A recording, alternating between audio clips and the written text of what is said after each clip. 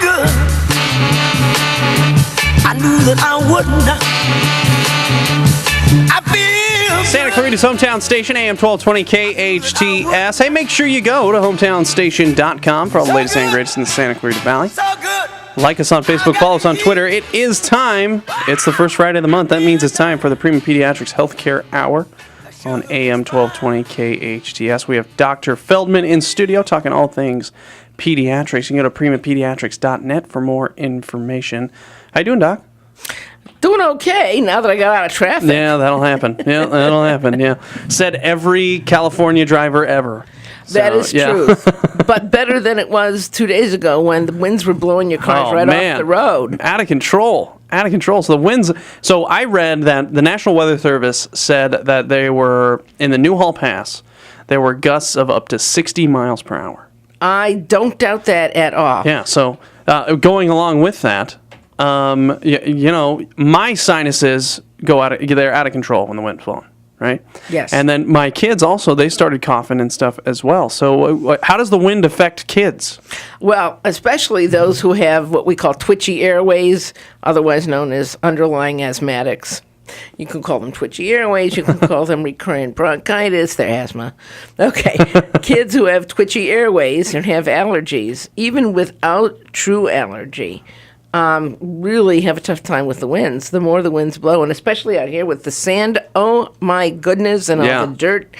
What happens is Yeesh. even people without allergies are having troubles with these kinds of winds because it pushes dirt and sand into the air. That's a lot of particulate matter, and it basically creates a nasty air pollution. And that's funny you mentioned that. My wife was last night.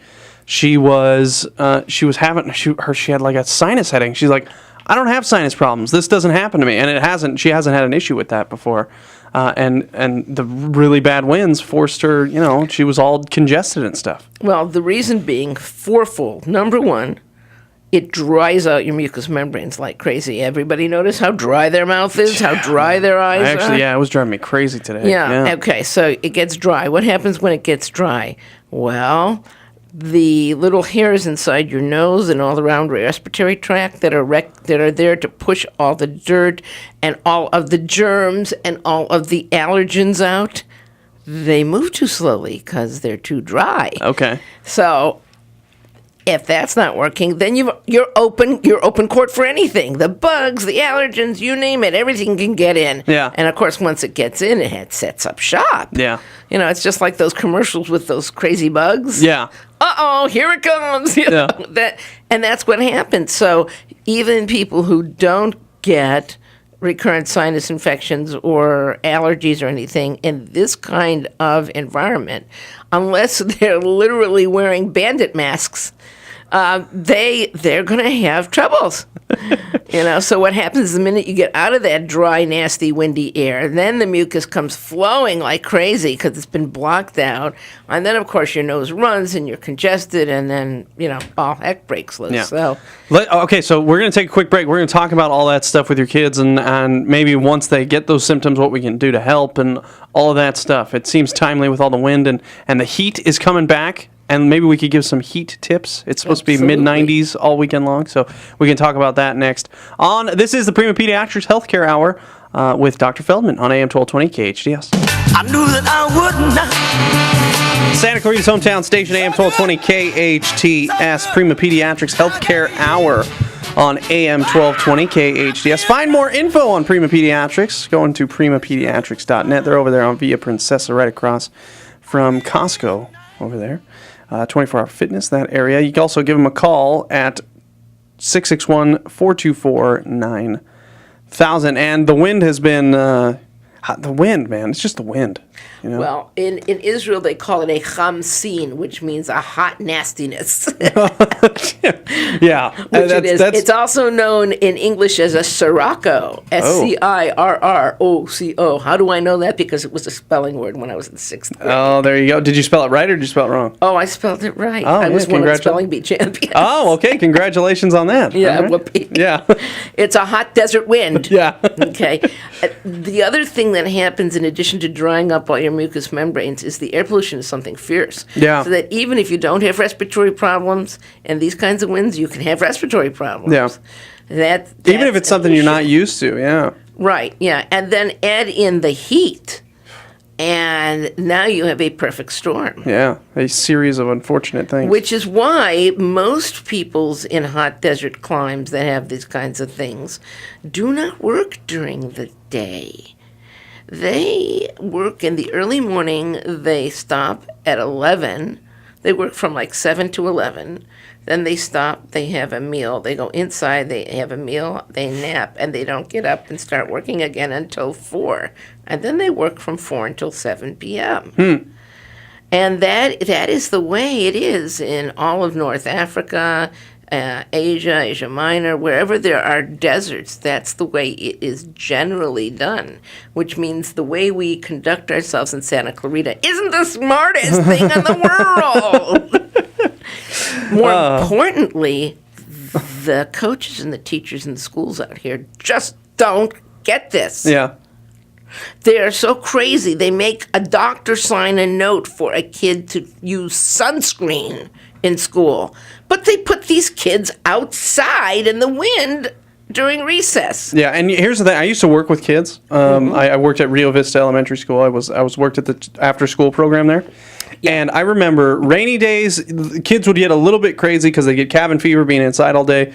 Right. But I'm telling you, the worst days, for some reason, the wind makes kids crazy. And of course it does. Man, and I was like, it makes grown-ups crazy. Yeah, that's true. That is true. But I've never really understood what happens in the schools, and it's not just the Santa Clarita schools. Let's face it, it's schools everywhere.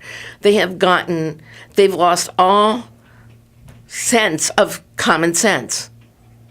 They just don't get common sense. There's no reason in the world, not according to any law in any state, that they have to have permission slips for half the things that they require permission slips for. Yeah. They don't need it. On the other hand, they have buses out here that take our disabled kids who can't move, and they are to and from school, hour trip each way. They're not air conditioned. Good heavens. Not air conditioned. 115 degrees, that probably gets pretty hot in there.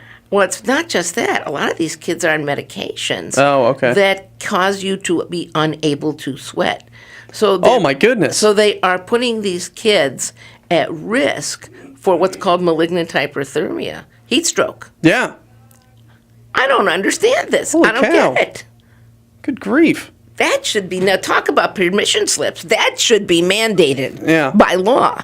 That any child should not be permitted to sit on a bus for longer than 15 minutes in 90-degree weather, because inside the bus, it's 100 to 110. It's hot, yeah. Right. And, a lot of the bus drivers, they don't want the kids opening the windows and playing with the windows and stuff, so they lock them. Yeah. Also not brilliant. Oh, good heavens. We have a lot of things. People often don't think sensibly about these things. We probably should be changing school hours when we get to these kinds of temperatures. So what you're saying is the wind is as much. Would you say it's as much as a health factor as like kids playing out in the rain or in the cold or in the heat? Well, heat and wind combined is much worse of a health risk than playing out in cold and rain. Oh, really? Yes. Okay. Can you expand on that a little bit? Well, because with cold and rain, you do have the risk of getting too cold, not being able to maintain your warmth. Most kids are active enough, they'll maintain their warmth regardless. Okay. The rain, so they get wet, and if they sit in damp clothes, they get chilled, and that slows down the ability of the cilia in the nose and so forth to move things along, which is why you get so many colds and so forth in the winter. But heat and wind dries the kids out, makes them all relatively dehydrated. The higher the wind, the faster the evaporative loss. Oh. Okay, evaporate. Explain that a little bit. Okay. People sweat. They sweat even when they don't feel like they're sweating. That's how you maintain your body temperature. To get rid of heat, you put out sweat. Now, when you're really hot, you sweat, and you're sweating, but you're always sweating. And also, when it's really hot, you breathe faster. So you're breathing off liquid. I mean, every time you take in a breath and push one out, you have vapor. It's mostly water. In the heat, the water loss is about 10 times greater than it is in regular normal temperatures. So you're losing water like it's going out of style because you're evaporating everything. And most kids are not going to want to drink that much. They don't think about it. They're busy, they're playing, etc. Climbing on stuff, jumping off of stuff. Then you add in the heat to the wind, and you're increasing then the chance that your body temperature is going to go up. And you don't have the ability as much to sweat as much because the sweat that you're sweating is evaporating faster than normal, and therefore your cooling mechanism is out of whack. And so what happens is we see a lot of heat stroke. Yeah. And if not heat stroke, we see heat illness. And what happens also is that it exhausts the kids, so that they're much more tired at any given point than they are in the non-heat. Okay. So put them in a classroom, in a stuffy classroom, where they've been outside, they're exhausted, they can't pay attention, they're ornery, they're cranky, and oh my goodness, isn't this fun? Okay, we're going to talk more about this. We're going to take a quick break, talk more about with the heat issues, and because the heat is here. I would say it's right around the corner, but it's here. It's here. And maybe some of the allergy risks, and when the kids get those symptoms, what we can do to remedy that. Absolutely. Is that okay with me? Yeah. All right. We'll talk about that and probably more coming up next on the Prima Pediatrics Healthcare Hour on AM 1220 KHTS.